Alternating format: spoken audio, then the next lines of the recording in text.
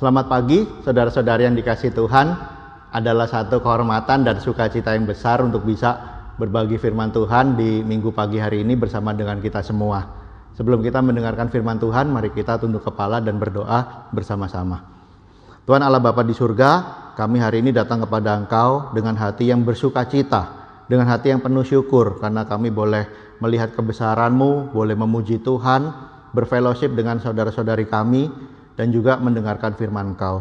Kiranya Tuhan yang ditinggikan dalam semua yang kami lakukan ini Tuhan, dan ketika kami mau mendengarkan firman-Mu, biarlah Engkau bekerja dalam diri hamba-Mu dan juga setiap kami yang mendengar, agar firman ini menjadi berkat, kekuatan, dan inspirasi bagi kita semua. Terima kasih Tuhan, di dalam nama Tuhan kami Yesus kami berdoa, amin. Amin. Hari ini kita akan melanjutkan pelajaran kita dari buku Efesus. Sudah 5 minggu ke belakang kita belajar dari buku Efesus, dan kita sudah dibantu dengan banyak saudara yang mengajar kita dengan sangat luar biasa. Dan hari ini saya akan secara khusus membahas dari Efesus 6 yang menjadi tema sebelum kita mengadakan Covenant Renewal di Jemaat kita minggu depan. Ayat temanya adalah diambil dari Efesus 2 ayat 19. Demikian kamu bukan lagi orang asing dan pendatang, melainkan kawan sewarga dari orang-orang kudus dan anggota-anggota keluarga Allah. Jadi tema yang menjadi garis besar daripada apa yang kita bahas hari ini adalah jemaat sebagai keluarga Tuhan. Dan hari ini saya ingin kita melihat bagaimana Tuhan memandang jemaat dari kacamata Tuhan, dan apa yang Tuhan inginkan terjadi di dalam kehidupan kita sebagai jemaat Tuhan. Poinnya saya yang pertama adalah adoption. Di Efesus 1 ayat yang kelima dikatakan demikian. Dalam kasih, Ia telah menentukan kita dari semula oleh Yesus Kristus untuk menjadi anak-anaknya sesuai dengan kerelaan kehendaknya. Wow. Jadi hari ini kita ada di sini, kita berkumpul bersama-sama, kita disatukan menjadi anak-anak Tuhan adalah karena kehendak daripada Tuhan sebagai Bapa kita. Tapi ada satu hal yang menarik di bahasa Inggrisnya kalau kita baca ya. Saya pakai versi NASB. Dikatakan demikian. He predestined us to adoption. Atau bahasa Yunani-nya itu adalah Witisia, as sons and daughters through Jesus Christ to Himself, according to the good pleasure of His will. Saya ingin melihat dan kita zoom kata adoption ini. Kenapa? Karena Tuhan menggunakan kata bahwa kita bukan hanya diangkat menjadi anak, dimasukkan ke dalam keluarganya, tapi dengan sangat jelas Tuhan memakai kata adopsi di dalam kitab Efesus ini untuk menyebut kita sebagai anak-anaknya. Kalau kita ketahui bersama-sama, buku Efesus dituliskan oleh Paulus dan kental sekali dengan background daripada kerajaan Romawi. Dan saya ingin kita melihat bahwa adopsi ini adalah memiliki satu arti yang sangat dalam sekali di dalam kebudayaan Romawi. Banyak orang Romawi mengadopsi seorang anak yang nggak tahu dari keluarga siapa, dari latar belakang apa, untuk menjadi anaknya. Dan bahkan banyak orang-orang terpandang yang mengadopsi anak untuk bisa menjadi penerusnya, menjadi ahli warisnya. Padahal kemungkinan anak ini nggak tahu dari garis keturunannya siapa. Salah satu adopsi yang paling terkenal di dalam sejarah adalah ketika Julius Caesar mengadopsi Gaius Octavius yang kita kenal sebagai Kaisar Agustus sebagai anaknya. Adopsi ini menarik sekali karena ketika kamu diadopsi ke dalam sebuah keluarga, kita punya nama keluarga yang dulu hilang, menjadi seorang yang punya identitas yang baru. Apalagi kalau kita punya hutang-hutang itu dianggap lunas. Keluarga kita yang lama dianggap sudah tidak ada, dan kita menjadi orang yang menjadi anggota daripada keluarga yang baru. Dan yang pasti adalah kita akan diajarkan cara hidup yang baru. Dan ketika kita lihat dalam kasus Kaisar Agustus ini, dia dari anak orang lain, dari anak yang keluarga yang berbeda, diangkat anak oleh Kaisar Julius Caesar untuk bisa menjadi anaknya dan menjadi penerus tahtanya. Nah, ketika kita melihat latar belakang Romawi yang begitu kental ini, kata adopsi ini sangat penting ya. Bagaimana waktu kita oleh Tuhan diangkat dari hidup kita yang lama, diangkat dari cara hidup kita yang lama, diangkat dari kegagalan, diangkat dari kepahitan, diangkat dari segala pergumulan kita yang lama, untuk menjadi anaknya, untuk menjadi keluarganya, untuk menjadi satu dengan orang-orang yang dikuduskan oleh Tuhan. Dan ketika itu terjadi, Tuhan melupakan semua kesalahan kita. Tuhan mengampuni semua kesalahan kita. Kita diberikan keluarga baru, kita diberikan identitas baru, kita diberikan pengharapan baru, dan kita juga diberikan hak baru, yaitu sebagai penerus dan ahli waris daripada Tuhan itu sendiri. Hari ini saudara-saudari yang dikasihi Tuhan, jemaat adalah anak-anak yang diadopsi oleh Tuhan. Hari ini ketika kita mengerti makna daripada adopsi ini, mari kita menjadi orang yang meninggalkan masa lalu kita, hidup yang pahit dan hampa. Hari ini kita bisa masuk ke dalam keluarga Tuhan, kita bisa percaya kepada kasih Tuhan, kita bisa ada bersukacita di lingkungan keluarga yang baru, yang penuh dengan kasih, karena kita semua telah ditebus oleh darah Yesus. Dan yang paling penting adalah kita perlu punya cara hidup yang baru karena kita diangkat untuk menjadi ahli waris di dalam kerajaan Allah. Poin saya yang pertama adalah kita semua sudah diadopsi menjadi keluarga Allah. Nah, ketika kita hari ini mendapatkan hak waktu kita sudah diadopsi oleh Tuhan, apa yang perlu kita lakukan? Atau apa yang perlu kita jalani sebagai orang-orang yang sudah diadopsi oleh Tuhan? Poin saya yang kedua adalah mari kita bertransformasi sesuai nilai dan sesuai dengan apa yang Tuhan inginkan di dalam kehidupan kita ketika kita sudah menjadi anak-anaknya. Ketika kita mengikuti Tuhan, Tuhan itu memiliki nilai-nilai yang baru di dalam jemaatnya. Waktu kita diadopsi, Tuhan membawa kita ke dalam keluarganya. Tuhan mengajarkan dan menerapkan nilai-nilai yang berbeda di dalam keluarga rohani ini. Dan kita sebagai anak Tuhan, kita perlu beradaptasi. Banyak orang yang hanya ingin status sebagai keluarga Tuhan, tapi dia tidak ingin mengubahkan cara hidupnya. Dia tidak ingin mengubahkan cara pikirnya.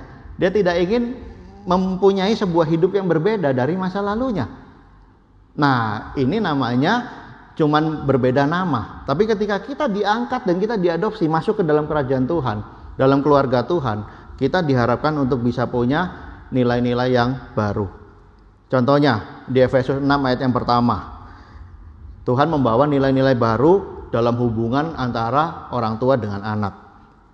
Hai anak-anak, taatilah orang tuamu di dalam Tuhan. Efesus 6 ayat 4. Dan kamu bapak-bapak, janganlah bangkitkan amarah di dalam hati anak-anakmu, tetapi didiklah mereka dalam ajaran dan nasihat Tuhan.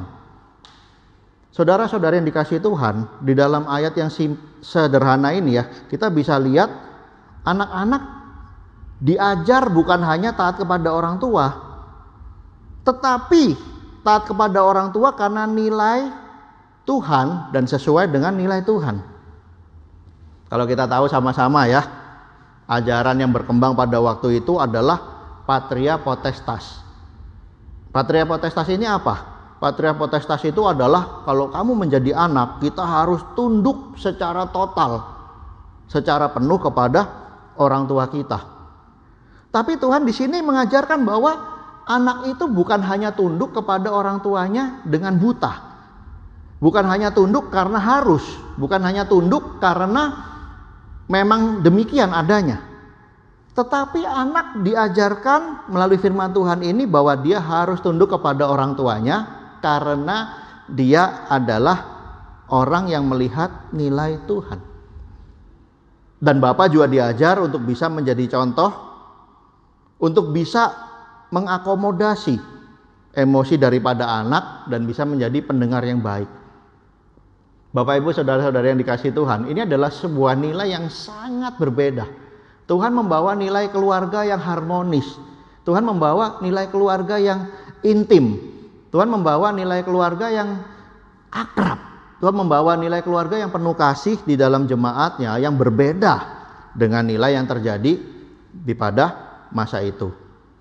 Kita lanjut lagi di Efesus 6 ayat 5 sampai 7. Dikatakan demikian. Hai hamba-hamba, ini nilai-nilai dalam pekerjaan ya. Ini pun sesuatu yang sangat berbeda. Hai hamba-hamba, taatilah Tuanmu yang di dunia dengan takut dan gentar, dan dengan tulus hati, sama seperti kamu taat kepada Kristus. Jangan hanya di depan mereka saja untuk menyenangkan hati orang, tetapi sebagai hamba-hamba Kristus dengan segenap hati melakukan kehendak Allah. Saudara-saudara yang dikasihi Tuhan, ini pun nilai yang sangat jauh berbeda.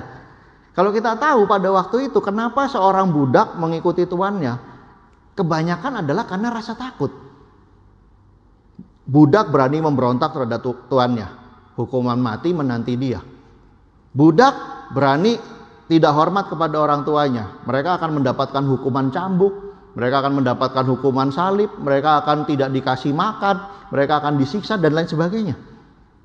Tapi hari ini Tuhan mengajarkan hati yang saling mengasihi satu sama lain, yang respect satu sama lain ke dalam jemaatnya melalui kitab Efesus ini. Dikatakan di sana bahwa ketika kita melakukan sesuatu dengan benar, itu bukan kita lakukan karena rasa takut. Sesuatu yang benar, nilai-nilai yang baru itu kita lakukan karena kita taat kepada Kristus. Betapa merdekanya orang yang punya hati taat kepada Kristus. Kenapa? Saya melakukan hal yang benar bukan karena disuruh. Saya melakukan hal yang benar bukan karena saya takut. Saya melakukan hal yang benar bukan karena ancaman hukuman. Tapi saya melakukan yang benar karena saya cinta, saya respect, saya hormat, saya taat kepada Kristus.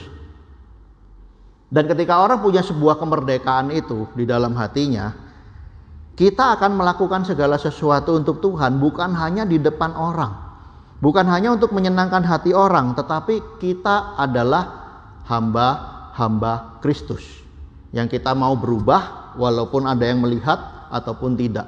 Di situ adalah kemerdekaan sebagai anak-anak Tuhan. Saya punya 2 quotes di sini ya. Yang pertama, if we don't change, we don't grow. If we don't grow, we aren't really living. Jadi dia bilang kalau kita tidak berubah dan kita tidak bertumbuh dengan nilai-nilai yang baru itu, kita ini hidup tapi kita sebenarnya tidak hidup. Ini adalah satu gambaran ya bahwa makhluk ciptaan Tuhan, apalagi kita memanggil diri kita adalah keluarga Tuhan. Kita adalah orang-orang yang mau diperbarui dan kita mau mendapatkan nilai Kristus di dalam kehidupan kita. Ada quote satu lagi dikatakan demikian. You can change what you don't understand. Jadi kita tidak mungkin mengubahkan sesuatu yang kita itu tidak mengerti. Betul ya? Nah, ini hebatnya ketika kita menjadi seorang pengikut Tuhan. Tuhan sebagai Bapa, dia kasih tahu semua nilai-nilainya. Dia ingin kita mengerti dan kita bisa berubah. Punya nilai baru dalam keluarga Tuhan. Karena kita mengikuti apa yang Bapak kita perintahkan di dalam kehidupan kita. Hari ini kita bisa lihat ya bahwa Tuhan Yesus itu mengajarkan jemaat nilai-nilai yang berubah. Contohnya di Markus 2 ayat 27. Ini ketika di Israel banyak sekali polemik tentang hari Sabat, nggak boleh ini, nggak boleh itu, peraturan dan peraturan ya. Yesus membuat pengajaran yang sangat berbeda dengan nilai saat itu. Lalu kata Yesus kepada mereka, hari Sabat diadakan untuk manusia dan bukan manusia untuk hari Sabat. Waktu itu orang Yahudi seperti hidup untuk hari Sabat. Mereka kayak di set, hari Sabat udah gak boleh ngapa-ngapain, nolong orang pun gak boleh, sapi mati pun dibiarkan, semuanya serba peraturan. Semua harus taat, taat dengan buta. Tapi Tuhan bilang bukan seperti itu. Nilainya adalah kamu harus punya keyakinan. Kita sebagai jemaat Tuhan harus punya keyakinan, bukan karena dilihat orang, bukan peraturan. Tapi kita melakukan kenapa? Karena rasa cinta kita kepada Tuhan. Rasa cinta kita kepada saudara-saudari kita yang berada di dalam jemaat. Yesus membawa satu nilai yang sangat kontradiktif dengan kondisi masyarakat pada waktu itu. Orang Roma sangat terkenal dengan self-indulgence. Mereka ingin sekali terlihat mewah, terlihat kaya, terlihat hebat, dan itu juga terbawa kepada jajahannya, yaitu orang Israel. Orang Israel ingin sekali memiliki sebuah raja, seorang raja yang membawa mereka kepada kejayaan, kekayaan, penahlukan, dan kekuasaan. Tapi kalau kita lihat sama-sama, khotbah Yesus yang pertama, baru pertama, khotbah di bukit, ucapan berbahagia, dikatakan demikian, Matius 5 ayat 3. Berbahagialah orang yang miskin di hadapan Allah, karena mereka lah yang mempunyai kerajaan Allah. Saya geleng-geleng kepala waktu saya lihat Matius 5 ini. Kenapa? Karena ini adalah suatu nilai yang sangat berbeda dengan nilai-nilai di dunia. Ketika orang sangat ingin menjadi kaya dan menjadi hebat, Tuhan mengatakan satu kata-kata yang sangat berbeda, yaitu berbahagialah orang yang miskin di hadapan Allah. Di sini bisa kita tangkap sesuatu ya, bahwa Tuhan ingin keluarganya adalah keluarga yang punya nilai, keluarga yang punya hati, keluarga yang punya iman, keluarga yang punya keyakinan, keluarga yang punya pegangan hidup yang sangat totali berbeda dengan apa yang terjadi di dunia. Dan hari ini Tuhan ingin jemaat memiliki hati Bapa, yaitu kita punya hati seperti hati Kristus. Hari ini saudara-saudari yang dikasihi Tuhan, ketika kita mau mengambil covenant renewal minggu depan ya, kita mengharapkan akan ada 5 hal yang bisa terjadi, nilai-nilai yang kita adaptasi di dalam jemaat kita. Yang pertama, kita ingin sekali menjadi jemaat yang mengasihi Tuhan dan mengasihi satu sama lain. Mungkin ini nilai yang sangat berbeda dengan dunia. Dunia bicara tentang aku, saya, apa yang saya bisa dapatkan. Tapi nilai Tuhan adalah mari kita menjadi jemaat yang apa yang bisa saya beri buat Tuhan, apa yang saya bisa layani buat satu sama lain. Yang kedua, kita ingin memiliki nilai bahwa kita akan menjadi jemaat yang bersatu. Ini seperti doa Yesus di Yohanes 17, bahwa Tuhan sangat ingin kita sebagai anak-anaknya, sebagai murid-muridnya, kita bisa bersatu, sehati sepikir, dan bekerja sama di dalam kerajaan Tuhan bersama-sama.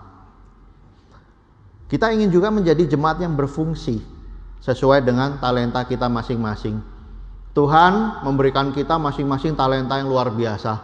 Kalau saya lihat di jemaat, di setiap kota yang berbeda, pribadi lepas pribadi, itu yang namanya talenta luar biasa. Kemampuannya luar biasa dan sangat bervariasi, sangat berbeda-beda. Kalau itu kita bisa lakukan dan kita bisa berikan bagi kerajaan Tuhan, kita bisa berikan untuk membangun satu sama lain, itu akan menjadi keluarga yang sangat luar biasa, sangat dahsyat dan sangat mengimpact bagi kemuliaan Tuhan. Dan itu adalah nilai yang berbeda, karena dunia ingin dapat, tapi kita ingin berfungsi dan ingin bisa membagi sesuatu dalam hidup kita. Apalagi kita ingin menjadi jemaat yang memberi. Ini juga nilai yang berbeda dengan dunia. Kenapa? Karena dunia ingin mendapatkan segala sesuatu, menikmati segala sesuatu yang bisa kita raih. Tapi dalam kerajaan Tuhan justru kita mau untuk bisa menjadi orang yang murah hati, yang memberi baik waktu kita, talenta kita, tenaga kita, hati kita, pikiran kita, bahkan harta kita, untuk bisa memuliakan Tuhan bersama-sama.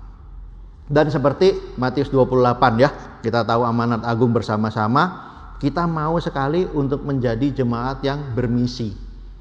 Kita tidak mau ketinggalan. Wah, orang-orang membantu hidup orang lain. Teman saya, saudara saya bekerja keras membantu satu sama lain. Kita pun mau terlibat. Kenapa? Karena kita dan satu sama lain di sini, kita adalah sama-sama anak Tuhan dan kita dipanggil untuk nilai yang berbeda dengan dunia. Dan Tuhan sangat ingin kita menjadi garam dan terang dunia bagi kemuliaan nama Tuhan. Perubahan Artinya bukan karena keterpaksaan, tapi perubahan ini terjadi dalam kemerdekaan di dalam iman kita. Ini bukan eye service ya. Eye service itu artinya kita berubah ketika dilihat orang. Ini bukan man pleaser. Wah, saya mau berubah biar pembimbing saya lihat, biar pemimpin jemaat saya lihat. Yang single mungkin biar favorit saya lihat. Bukan. Tapi kita mau berubah karena kita ingin sekali menjadi orang-orang yang menyenangkan hati Tuhan. Apa yang akan terjadi ketika kita mau menyenangkan hati Tuhan? Kita akan mengeluarkan karakter terbaik di dalam hidup kita. Untuk apa? Bukan untuk kejayaan saya, bukan untuk hormat saya, bukan untuk kehebatan saya dilihat oleh orang lain, tetapi kita mengasihi Tuhan, dan itu adalah kemerdekaan dalam iman yang sejati di dalam Tuhan. Amin. Hari ini kita sudah belajar dua hal. Yang pertama adalah kita orang-orang yang diadopsi oleh Tuhan. Oleh sebab itu, karena itu kita ingin memiliki nilai yang berbeda sebagai anak-anaknya, sebagai murid-muridnya. Nah, poin saya yang ketiga adalah ammunition. Ya, ammunition ini artinya adalah senjata yang Tuhan kasih ketika kita mau melakukan perubahan di dalam kerajaan Tuhan. Mari kita lihat ya, ada satu kata yang menarik di Efesus 6 ayat 10, yaitu kata akhirnya. Dikatakan demikian. Akhirnya, hendaklah kamu kuat di dalam Tuhan, di dalam kekuasaannya. Kenakanlah seluruh perlengkapan senjata Allah supaya kamu dapat bertahan melawan tipu muslihat iblis. Senang ya kalau kita bilang kata akhirnya. Ya, akhirnya artinya apa? Ini kan Efesus 6 ya. Ini jadi adalah kesimpulan daripada semuanya. Akhirnya, setelah Tuhan mengasihi kita, setelah kita diadopsi, setelah kita mendapat nilai-nilai yang baru, setelah kita mendapatkan berkat Tuhan, setelah kita menjadi keluarga di dalam jemaat, akhirnya kita jemaat perlu menjadi kuat secara rohani. Sekali lagi saya katakan menjadi kuat secara rohani. Ini adalah nilai yang berbeda juga. Di dunia mungkin kita diajarkan bagaimana kita menjadi kuat secara finansial, menjadi kuat secara intelijen, menjadi kuat secara fisik. Ya, sekarang akhir-akhir ini lagi top pertandingan tinju antar artis ya. Kita mau sekali menjadi kuat secara fisik. Tapi Tuhan bilang, akhirnya setelah semua itu diberikan pada kita, mari kita menjadi jemaat yang kuat secara rohani. Ini sebuah nilai yang sangat berbeda juga ya. Kenapa? Saudara-saudari yang kasih Tuhan, sebenarnya kita menghadapi perang ya. Saya bukan mau membahas tentang peperangan Rusia melawan Ukraina, bukan ya. Tapi kita sebagai anak-anak Tuhan, sebagai murid-murid Tuhan, memiliki peperangan kita sendiri, yaitu peperangan rohani. Mari kita baca di Efesus 6 ayat 12.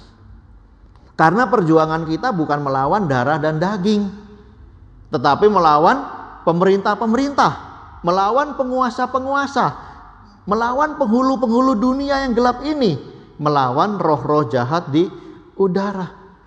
Ayat ini dengan sangat jelas dan gamblang mengatakan bahwa saudara-saudari kasih Tuhan, ini adalah perjuangan rohani.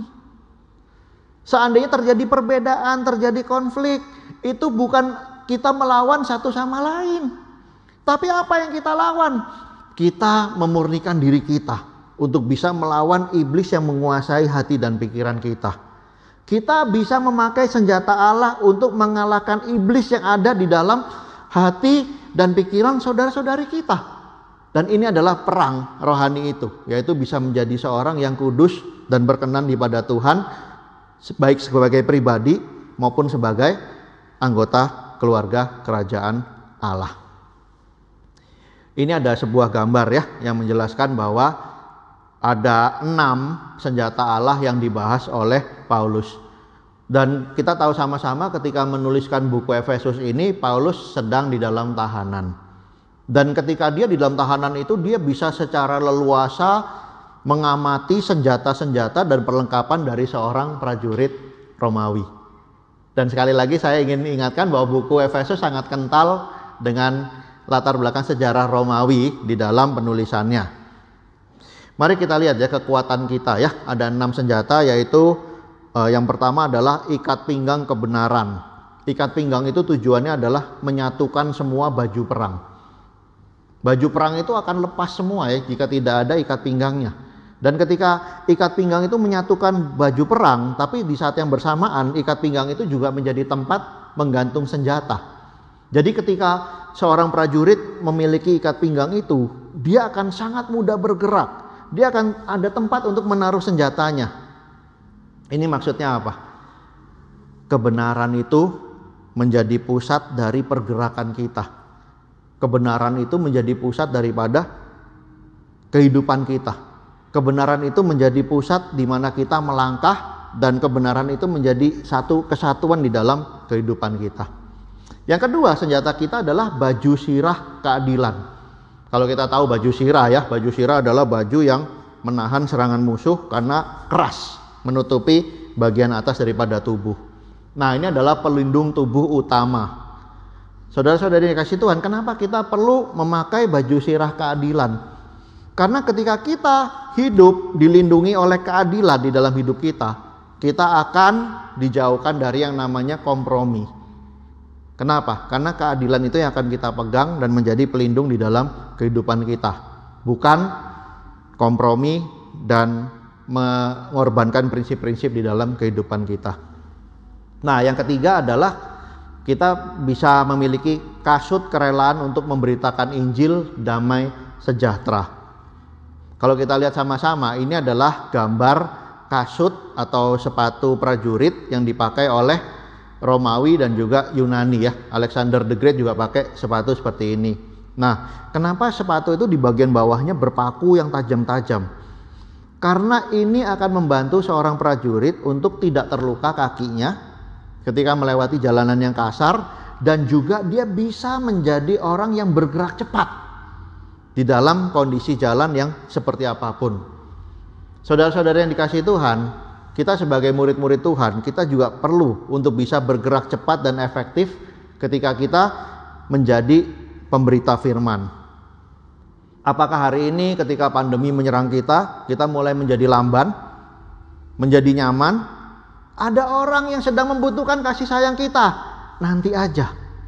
Ada orang saudara yang sedang membutuhkan perhatian kita, nanti aja. Ada orang yang membutuhkan Tuhan, kita menutup mata kita dan kita sudah menjadi lambat. Saudara-saudara yang dikasihi Tuhan, hati-hati. Tuhan bilang kenakanlah sepatu ini, kenapa? Karena kita bisa terjebak ke dalam keduniawian dan bisa jatuh ke dalam berbagai dosa ketika kita tidak memakai sepatu kerelaan untuk memberitakan Injil damai sejahtera. Apalagi kekuatan kita yang Tuhan berikan kepada kita, yaitu ketopong keselamatan. Kalau kita tahu ketopong adalah seperti topi ya, helm untuk perang. Nah, helm ini ada 2 gunanya ya, kegunaannya, yaitu pertama melindungi kepala, udah pasti ya. Itu sesuatu yang sangat vital, tapi juga di situ ada lubang untuk kita bisa melihat ke depan. Supaya seorang prajurit itu bisa tahu arah yang dia tuju dan tempat yang akan dia serang. Nah, tapi Tuhan bilang ketopong ini bukan hanya ketopong kekuatan, tapi ketopong keselamatan. Artinya apa? Keselamatan dan pengharapan akan kemuliaan surga senantiasa ada di dalam pikiran kita. Ini yang membuat kita sangat kuat. Banyak waktu-waktu dalam hidup saya mengalami masa-masa down, masa-masa tertekan, masa-masa hilang iman.